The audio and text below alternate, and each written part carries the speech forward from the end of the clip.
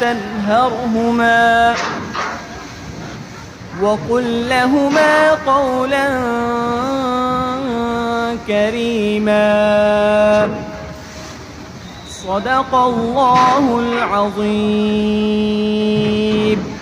পরম করুণাময় ও অসীম দয়ালু আল্লাহর নামে শুরু করছি।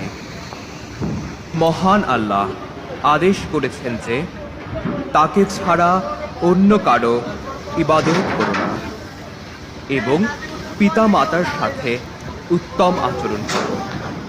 অতঃপর তাদের মধ্যে একজন অথবা উভয়ই যদি বার্ধক্যে উপনীত হয় তবে তাদের মনে কষ্ট দিও না এবং তাদেরকে ধমক দিও না, বরং